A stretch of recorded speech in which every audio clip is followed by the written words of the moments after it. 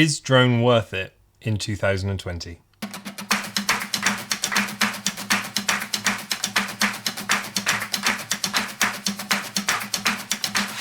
I've held my drone permission now for about 3 years, and I wanted to talk to you guys a little bit about it because recently I've kind of been having second thoughts as to whether it's actually worth it or not.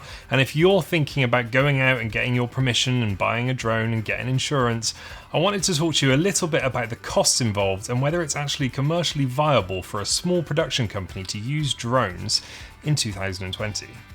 Yes, adding cinematic drone shots to any video is a bonus to your client, whether you're shooting real estate, weddings or events. It's a really nice extra to be able to throw in there and include, but will you actually make any money from it? That's what I'm asking today.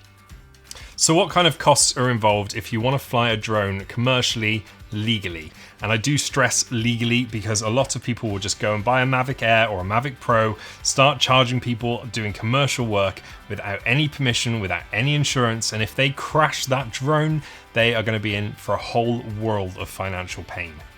So the first cost you're going to incur is the drone itself. Now this is the Mavic Air. I've had the Mavic Pro and the Inspire and a couple of Phantoms as well, but I've kind of stuck with the Mavic Air because I like how portable it is, I like how long it can fly for, and I really like the image quality. So I'm not going to be upgrading it anytime soon, especially if I'm thinking about stopping offering drone services. So the next thing you're going to need to do is your PFCO course, which PFCO stands for Permission for Commercial Operation. It's basically a 2-day course where you sit in a classroom and learn all the rules and regulations around commercial operation. And at the end of those 2 days, there is a theory test. If you pass the theory test, then you go on to the practical test. For me, the practical test was an extra £250. So after you've completed your practical test, you'll get a certificate which you need to send away to the CAA along with your operations manual and your flight log. A flight log's really simple. You just need to log 30 hours worth of test flights. And your operations manual is a bit more complicated. So an operations manual is basically a document that outlines how you're going to abide by the CAA rules and regulations. It's going to say what you're going to do in case of an emergency, how you're going to treat your staff, and just make sure that you know your drone inside and out. You can either write your operations manual yourself or you can pay somebody to generate it for you. That is a cost of about £250. If you do pay somebody to do it for you, please read it because it's stating how you're going to run your business. So if you don't read it, you don't know how you're going to run your own business. So just if you pay somebody, then please read it before you send it to the CAA. The next thing you're going to need to do is buy insurance. And for a Mavic Air, I can tell you it's about £480 to £500 a year. I use Moonrock insurance, but there are other people out there who offer the same kind of thing. You're going to need to register your drone with the CAA. That's £9. So here's the total, and that's quite a lot of money. Before you've even got any clients, you're investing that much money in a business which is already quite saturated with drone pilots and people who are willing to do it for basically next to nothing. Unless you're a really high-end drone company, you're not going to get away with charging £1,000 a day. Let alone if you're just starting out and you want to film your mate's house down the road who's trying to sell it. You're not going to be able to make a lot of money like that. That's just the startup costs.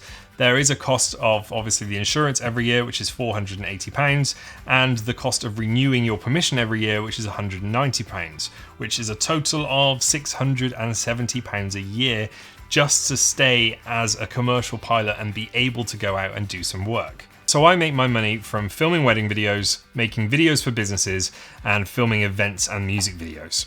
And 3 years ago, I thought, yep, that's the route I'm going to take. I'm going to invest all that money into drone technology, become a commercial operator, and over the next 3 years, I'm going to make more money because I'm able to offer drone services. And it's hard to say whether that's actually happened or not. So when we just do purely drone operations, we don't really make that much money back. It's great when we can throw it into a package for a commercial client or for a wedding. Sometimes it seals the deal for us. So it does make us money in that respect, but if you're just starting out and you're thinking, I'm going to become a commercial drone pilot and I'm going to go out and I'm going to approach all the estate agents and I'm going to make money that way, let me tell you, it just doesn't work because there's so many people out there.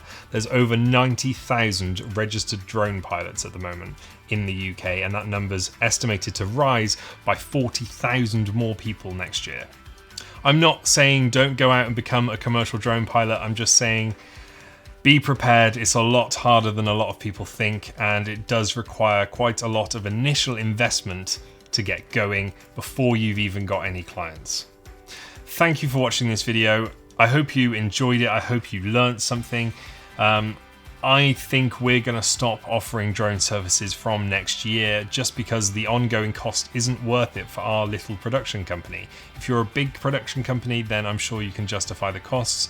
But even when I've worked for a drone company in the past and we're working on really high-end projects with big production companies, even they don't have their own drone operators. They hire people in for one-off projects. And I think that's probably what we're going to do from now on. As of 2021, we won't offer the drone service anymore. If we want a drone shot for a specific project, we'll probably end up hiring somebody in. Thank you for watching. If you liked this video or found it helpful at all, please hit that like button and subscribe so you never miss another episode. I will see you again tomorrow, and tomorrow's video is a fun one. It's not arrived yet, but I'm pretty sure the delivery driver is on his way. See you tomorrow.